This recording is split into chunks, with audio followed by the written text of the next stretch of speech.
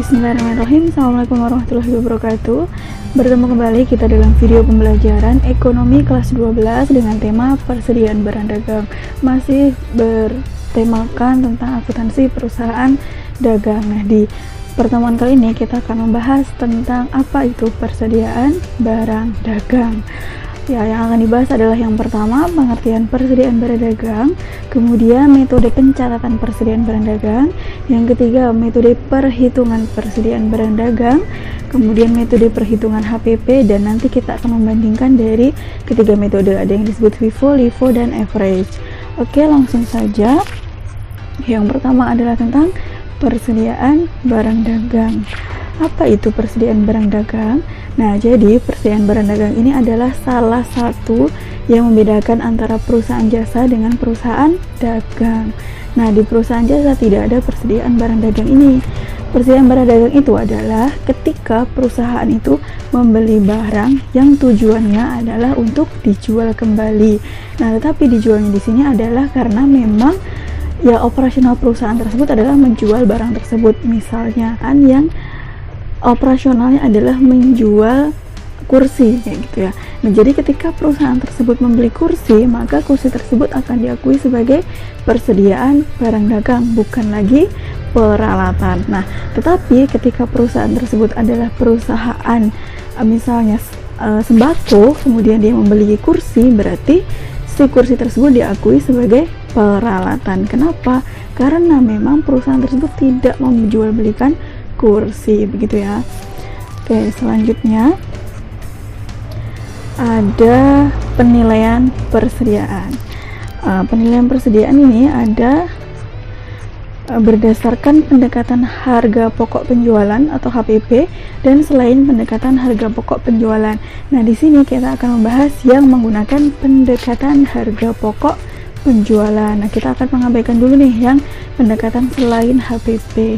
Nah, untuk pendekatan HPP ini dia ada dua sistem. Yang pertama, sistem periodik, yang kedua disebut dengan sistem perpetual. Nah, di sistem periodik dan sistem perpetual ini ada metode yang disebut FIFO, LIFO, dan average. Nah, semua ini akan kita bahas di video kali ini. Kita akan membahas tentang sistem periodik, sistem perpetual, FIFO, LIFO, dan average. Oke, selanjutnya itu adalah tentang metode periodic inventory system atau metode persediaan periodik. Nah, jadi metode periodik ini dia pada saat terjadi pembelian maupun pada saat terjadi penjualan itu tidak diakui atau tidak dicatat dalam jurnal terkait persediaan dan juga HPP. Nah, perusahaan akan mengetahui jumlah persediaan itu ketika perusahaan tersebut melakukan cek fisik di gudang. Nah, oke. Di sini ada contoh soalnya. Jadi pada tanggal 20 Mei 2015, perusahaan menjual barang dagang secara kredit sebesar 200.000. HPP barang tersebut adalah 160.000. Nah, kemudian bagaimana cara mencatatnya? Dengan metode periodik. Nah, untuk metode periodik itu hanya ada satu pasang jurnal, satu pasang jurnal, karena memang jurnal ini dia harus selalu berpasangan. Satu pasang yaitu karena di kredit otomatis akan menyebabkan piutang, dan sisi lainnya adalah penjualan karena memang itu adalah transaksi penjualan. Nah, cukup sampai di sini untuk metode periodik. Kita akan membandingkannya dengan metode selanjutnya yaitu metode perpetual. Apa itu metode perpetual? Nah, jadi untuk metode perpetual ini, setiap terjadi transaksi terkait persediaan, entah itu pembelian maupun penjualan, maka harus dicatat dalam jurnal umum. Karena harus dicatat dalam jurnal umum, maka perusahaan tersebut akan mengetahui jumlah persediaan tanpa mengecek ke gudang. Nah, di sini ada contoh soalnya ya. Pada tanggal 20 Mei, perusahaan menjual barang dagang secara kredit senilai 200.000. HPP dari si barang tersebut adalah 160. Bagaimana pencatatan barang tersebut dengan metode perpetual? Itu adalah sama seperti tadi ya, ada piutang usaha dan juga penjualan. Nah, untuk metode periodik itu berhenti sampai di situ saja. Nah, untuk metode perpetual itu ada dua pasang jurnal. Jurnal yang pertama adalah piutang usaha pada penjualan, kemudian jurnal yang kedua adalah terkait harga pokok penjualan pada persediaan. Jadi metode perpetual ini ada dua jurnal, 2 pasang jurnal. Nah, walaupun dia ribet di awal, tetapi kelebihan dari metode perpetual ini adalah perusahaan akan mengetahui berapa banyak persediaan dia yang ada di gudang tanpa melakukan cek fisik. Oke, selanjutnya adalah kita mempelajari tentang metode perhitungan. Kalau tadi adalah metode pencatatan, ada periodik dan perpetual. Kalau sekarang kita akan membahas tentang metode perhitungan harga pokok penjualan dan juga persediaan. Oke, kenapa sih kita harus belajar? Kenapa sih ada metode ini? Jadi metode FIFO, LIFO, dan average itu ada karena kan di dalam perusahaan dagang itu kan dia membeli barang dagang ya, dan barang dagang yang dia beli itu dia kan harganya berbeda-beda. Misalnya dia beli pertama harganya misalnya dapat 1.000, tapi ketika dia beli lagi ternyata harganya naik. Tetapi kan di gudang ini masih ada barang kan, kemudian ada lagi barang yang datang yang baru. Nah itu di perusahaan dagang itu bingung kan, otomatis perusahaan itu bingung nih pakai yang mana, pakai harga yang lama kah atau pakai harga yang baru sebagai pengakuan harga pokok penjualannya, kayak gitu.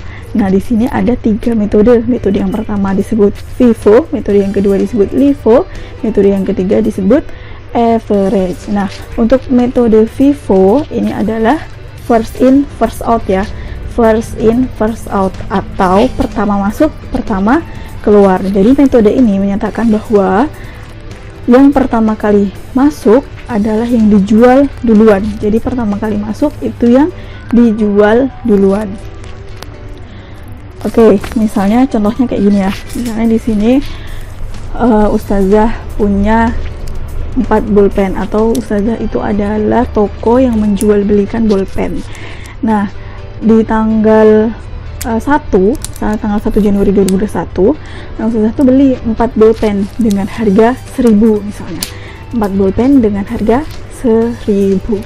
Nah, kemudian di tanggal 5 Januari 2021 ustazah beli lagi nih bolpen. Anggap aja bolpen ini sama ya, sama dengan yang ini, tetapi dia memiliki harga yang berbeda. Nah, tadi kan ini 1.000 ya. Nah, ini ternyata harganya sudah naik nih menjadi 1.200. Jadi kan di sini ustazah punya 2 kelompok bolpen. Yang pertama bernilai 1.000, yang kedua itu satunya itu harga belinya adalah 1.200. Jadi yang pertama ustazah beli 4, yang kedua ustazah beli 3. Ya berarti di sini kan ustazah punya 7 bolpen dengan 2 kelompok harga yang berbeda. Nah, untuk metode FIFO misalnya nih di tanggal 5 tadi kan beli nih, berarti punya 7. Kemudian di tanggal 10 itu ada yang beli bolpen ini. Misalnya beli 2. Beli 2 berarti diambilkan dari mana nih? Dari yang pertama beli ini tanggal 1 atau yang beli kedua di tanggal 5. Nah, kalau metode FIFO ini ya, metode FIFO yang dijual pertama atau yang diambil untuk dijual pertama itu adalah yang pertama masuk atau yang pertama dibeli. Yang pertama dibeli adalah yang bolpen harga 1.000. Maka ketika dia membeli 2 bolpen dikasihnya yang harga pokok penjualannya. Ingat ini harga pokok penjualannya yang 1.000. Jadi kita menulis harga pokok penjualan dia adalah 1.000 kali 2.000. Maka sekarang di gudang itu tinggal 2 bolpen yang harga 1.000 dan 3 bolpen yang harga 1.200. Itu adalah metode FIFO.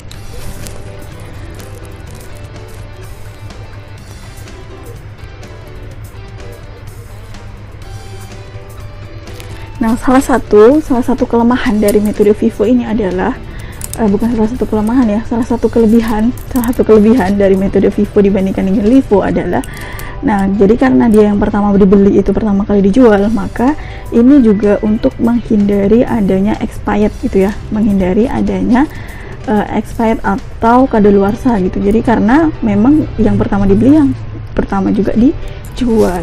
Nah, metode selanjutnya adalah metode LIFO atau last in first out. Last in first out berarti yang terakhir dibeli, yang pertama kali dijual, kebalikan dari si FIFO tadi. Oke, jadi contoh ya. Tadi ya ustazah di tanggal 1 sudah kan beli nih 4, harganya tadi 1.000. harga satunya 1000 ya, harga satunya 1000. Kemudian di tanggal 5 Ustazah beli lagi nih 3 bolpen, harganya 1200. Kita anggap bolpen ini sama ya, ini biar untuk memudahkan aja pakai bolpen yang berbeda. Nah dia itu misalnya tadi kan di tanggal 10 gitu ada yang beli 2 bolpen, ada yang beli 2 bolpen. Terus gimana nih, diambilkan yang mana? Diambilkan yang nilai 1000 atau diambilkan yang nilai 1200. Nah untuk metode, kalau yang Vivo tadi kan diambilkan yang ini nih, diambilkan yang ini. Nah untuk metode LIFO itu diambilkan yang terbaru, yang terakhir kali dibeli. Yang terakhir dibeli adalah yang ini, jadi dia dikasih yang harga pokok penjualannya 1200 gitu, jadi 1200. Nah berarti di gudang sisa 4 bolpen seharga satuannya 1000 dan 1 bolpen seharga 1200. Oke, pertanyaan lagi. Nah terus Ustazah, kalau misalnya dia ternyata belinya lebih dari 3 gimana? Misalnya kan kita kan beli terakhir 3 nih, nah terus misalnya dia belinya 5, berarti gimana? Ya 3 ini dia ambil duluan, terus yang 2 ambil dari mana? Yang beli sebelumnya, berarti ngambil dari sini 2. Ini yang LIFO ya. Kalau misalnya yang Vivo tadi dia belinya 5 kan yang pertama dia beli 4, satunya ngambilnya dari sini, kayak gitu. Itu metode LIFO, last in first out. Nah salah satu kekurangannya lagi adalah si LIFO ini, karena dia yang terakhir kali masuk itu yang pertama kali dijual, maka barangnya di dia ini sering expired gitu. Karena ya yang pertama kali masuk kan biasanya memang yang terakhir kali masuk ya, maaf, yang terakhir kali masuk itu kan biasanya barangnya nilai nilai atau masa kedaluarsanya itu kan semakin panjang kan otomatis ya. Jadi kalau misalnya yang pertama kali masuk yang terakhir kali masuk itu dijual pertama kali, otomatis yang dulu kan masih ada di gudang banyak gitu ya, masih ada di gudang. Nah otomatis dia akan memperbesar peluang untuk barang-barang atau persediaan dia itu expired, seperti itu. Oke, kemudian terakhir adalah metode rata-rata tertimbang. Nah kalau si Vivo tadi memperhatikan waktu pembelian, kalau si average ini tidak memperhatikan waktu pembelian, jadi yang dihitung adalah rata-rata. Jadi tadi kan di tanggal 1 Ustazah 1 Januari 2021 ya, Ustazah kan beli nih 4 bolpen seharga satunya 1000. Nah kemudian di tanggal 5 Ustazah nih beli lagi nih bolpen seharga 1200. Kalau di average ini dia tidak peduli yang tanggal yang 1000 ini dibeli kapan, atau yang dibeli pertama itu harganya berapa, itu dia tidak akan peduli, karena ketika terjadi pembelian dia itu akan menghitung berapa rata-ratanya dia. Maka dihitung nih 1000 kali 4 4000, tambah 1200 kali 3 3600 gitu ya, berarti 7600 dibagi dengan 7, baru nanti akan ketemu rata-rata dari harga masing-masing si bolpen ini. Itulah yang digunakan untuk menghitung harga pokok atau untuk mengetahui harga pokok penjualan dari si bolpen ini masing-masingnya berapa, begitu ya kalau di rata-rata. Oke, kita langsung masuk ya ke contoh soal Vivo. Nah, perusahaan mencatat persediaan barang dagang dengan metode Vivo. Jadi biasanya memang perusahaan itu, masing-masing perusahaan itu memiliki metodenya sendiri-sendiri. Misalnya perusahaan pakai Vivo, perusahaan B pakai LIFO, dan ketika dia sudah memutuskan dia menggunakan metode Vivo itu, maka ya dia harus menggunakan metode Vivo. Nggak boleh dalam 1 tahun itu misalnya Januari dia pakai Vivo, Februari dia pakai LIFO, itu dia tidak boleh, dia harus konsisten. Oke, kemudian ini contoh soal Vivo. Perusahaan mencatat persediaan barang dengan metode Vivo. Berikut ada data yang diperoleh perusahaan Maret 2013. Jadi tanggal 3 Maret itu melakukan pembelian 4.000 unit harga satunya 8.000. Kemudian tanggal 10 Maret membeli lagi 12.000 unit harga satuannya 880. Ini kan berbeda ya. Kemudian tanggal 26 Maret itu melakukan penjualan 8.000 unit dengan harga jual dia, ini harga jual ya, 950. Nah, dalam perhitungan harga pokok pembelian ini kita mengesampingkan dulu harga jual. Harga jual ini dipakai untuk apa? Untuk mengetahui berapa besarnya penjualan dia. Penjualan ini digunakan untuk menghitung laba kotor. Kemudian tanggal 29 Maret itu ada pembelian 4.000 unit seharga 830 per unitnya. Oke, diminta berapa nilai persediaan akhir, berapa nilai HPP, dan hitung laba ruginya, laba kotornya dia. Oke.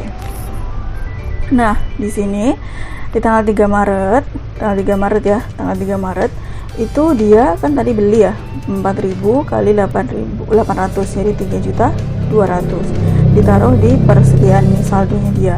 Kemudian tanggal 10 dia beli lagi nih 12.000, harganya kan beda nih. Nah, ditulis lagi begini, karena dia harga beda maka tidak boleh dicampur. Tapi kalau misalnya nanti ternyata pas beli harganya masih sama, ya campur aja 4.000 tambah 12.000. Tapi karena ini berbeda harganya, maka dipisah. Oke, kemudian tanggal 26 itu ada penjualan sebesar 8.000. Nah, 8.000 itu ngambilnya dari mana? Karena dia ini FIFO, first in first out. Jadi yang pertama kali diambil dari yang pertama nih, 4.000 dulu, 4.000 kali 800, karena harga yang 4.000 adalah 800. Kemudian yang kedua 4.000 selanjutnya, karena kan dia jualnya tuh 8.000, jadi kan masih kurang 4.000 kali dengan 880, sehingga persediaan dia yang ada di gudang ini 8.000 ini bukan dapat dari 4.000 tambah 4.000 ya, tapi dari 12.000 ini dikurang dengan 4.000, karena kan yang 4.000 ini kan sudah habis nih, yang 4.000 pertama jadi habis, kemudian 12.000 dikurang 4.000 masih 8.000, harganya masih menyesuaikan yang 880. Terus ustazah yang 950 tadi kok nggak ditulis? Itu nanti untuk menghitung laba kotor. Nah, kemudian di tanggal 29 ya, itu kan dia beli lagi nih 4.000, harganya turun 830. Nah, kemudian 8.000 yang ini ditulis lagi, kemudian tambah lagi dengan 4.000 yang dia baru beli seharga 830. Jadi gini ya, kalau misalnya ditanya berapa nilai persediaan akhir dia, nilai persediaan akhirnya adalah 12.000 dengan rincian, 8.000 dengan harga beli 880, dan 4.000 dengan harga beli 430. Jadi harus dipisah. Oke, nah ini ya persediaan akhir. Persediaan akhirnya dapat dari mana? 10.360 ya dapat dari 7.040 ditambah dengan 3.320.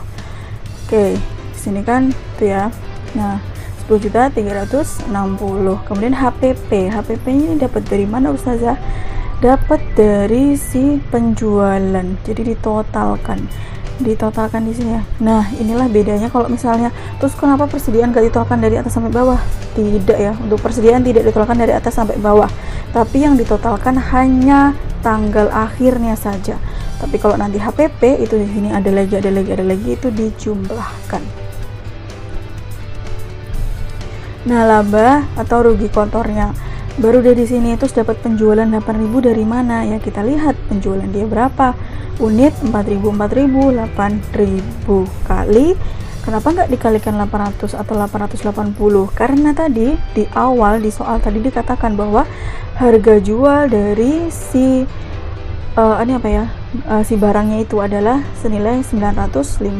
Makanya tadi di awal sudah bilang nilai 950 adalah digunakan untuk menghitung laba rugi kotor. Nah, dia 8.000 kali 950 kemudian dikurangi dengan HPP 6.720, mendapatkan laba 880.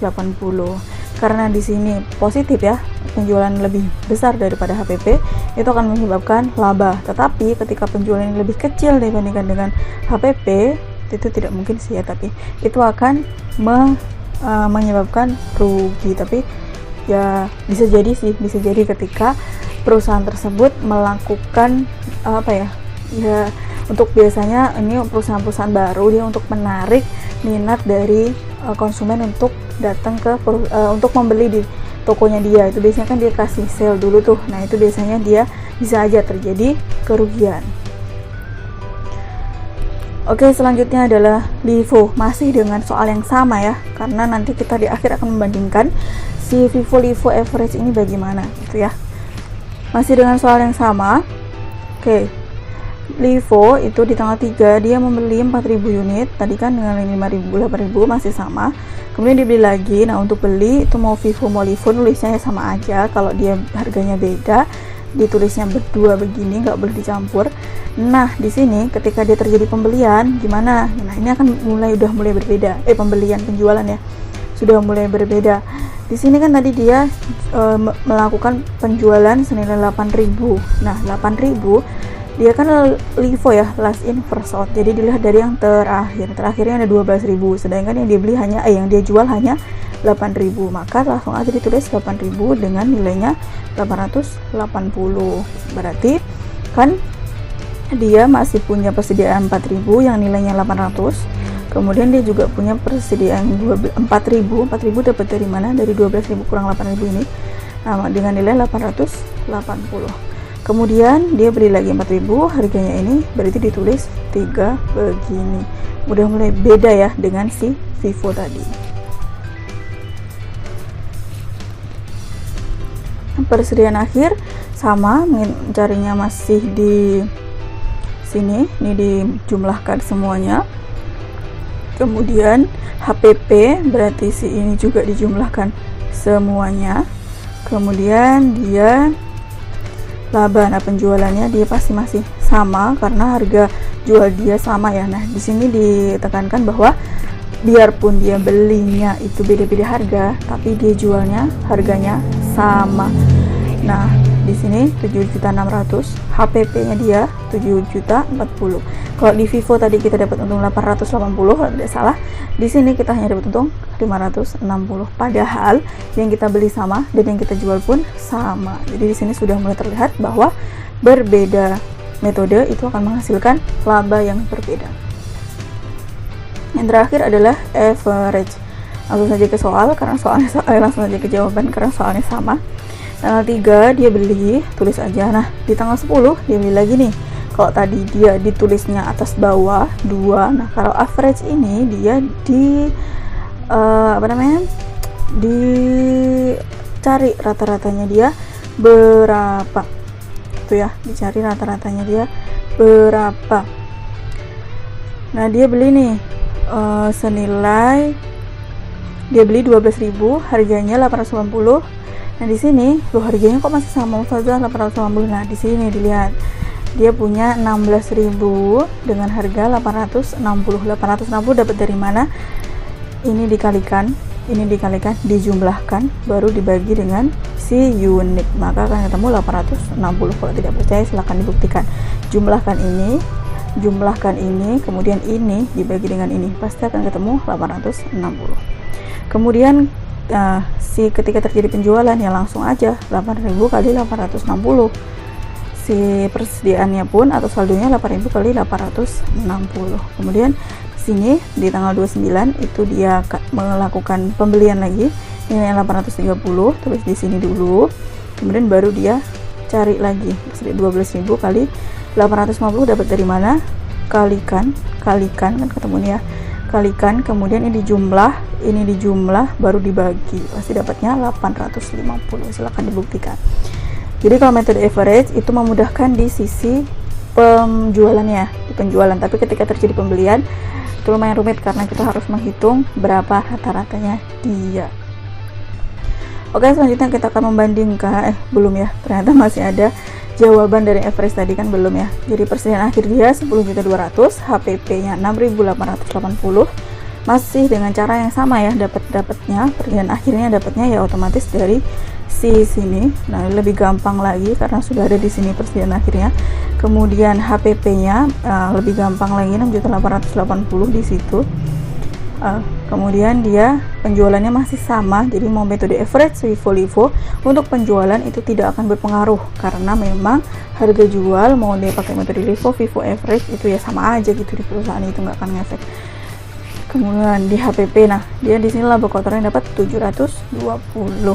Sekarang kita bandingkan dari ketiga metode ini, kira-kira mana yang akan menghasilkan persediaan paling banyak, kemudian mana yang menghasilkan HPP paling banyak, dan mana yang menghasilkan laba kotor paling banyak. Nah mana sih? Kita lihat ya. Untuk metode Vivo itu menghasilkan persediaan 10.300.000, LIFO 10.040.000, average 10.200.000. Jadi untuk menghitung persediaan ini paling menguntungkan menggunakan metode Vivo. Nah, sini ya, Kemudian, nah ini disclaimer ya, disclaimer ini ketika kondisinya adalah harga beli barang tersebut mengalami kenaikan, maka dia akan menghasilkan nilai persediaan itu lebih besar. Tapi biasanya ketika harga si barang tersebut turun, itu si LIFO akan menghasilkan nilai persediaan yang lebih besar. Oke, jadi ini nggak selalu paten ya bahwa kalau Vivo pakai Vivo persediaan pasti lebih tinggi dibandingkan LIFO, itu tidak, itu nggak ngefek. Kemudian HPP, nah untuk HPP si LIFO ini HPP-nya paling besar, labanya si Vivo labanya lebih besar. Nah, kondisi seperti ini mana sih yang menguntungkan perusahaan? Semakin tinggi persediaan dan semakin tinggi laba itu semakin bagus. Tapi ketika persediaan sama laba ini semakin kecil itu semakin jelek, berarti kinerja perusahaannya tidak bagus. Kemudian untuk HPP itu juga berarti jadi HPP ini dia paling berbeda dari persediaan dan laba kotor. HPP ini justru dia harus semakin kecil. Di HPP ini semakin kecil semakin bagus, persediaan semakin tinggi semakin bagus, laba kotor semakin tinggi semakin bagus. Nah, di sini terlihat bahwa kalau di orang ini ya, di semboyan akuntansi itu di dalam perusahaan itu yang mendatangkan pendapatan perusahaan adalah divisi marketing, tetapi yang mencetak laba perusahaan adalah divisi akuntan. Kenapa? Karena di sini terlihat ya bahwa perbedaan metode ini akan menyebabkan nilai laba yang berbeda. Padahal kenyataan yang ada di gudang itu barangnya ya sama, kemudian yang dijual pun jadi nggak paten maksudnya yang bener-bener real. Oh, ini barangnya ini tuh nggak seperti itu sih sebenarnya. Pokoknya ini dari sisi akuntansinya aja gitu. Kok dari sisi gudangnya itu mungkin ada lagi metode lainnya kayak gitu. Jadi sebenarnya mau Vivo LIFO average itu yang ada di gudang pun sama, yang dia jual sama, tetapi ternyata menghasilkan laba kotor yang berbeda. Keren kan ya akuntansi. Oke, mungkin sekian video kali ini. Mudah-mudahan video ini bermanfaat dan menambah kecintaan kalian gitu ya dengan pembelajaran akuntansi di kelas 12 ini. Kalian harus cinta karena memang kita dalam 1 tahun ini selalu belajar akuntansi. Sekian dari Ustazah, mudah-mudahan bermanfaat. Sampai ketemu di video selanjutnya. Assalamualaikum warahmatullahi wabarakatuh.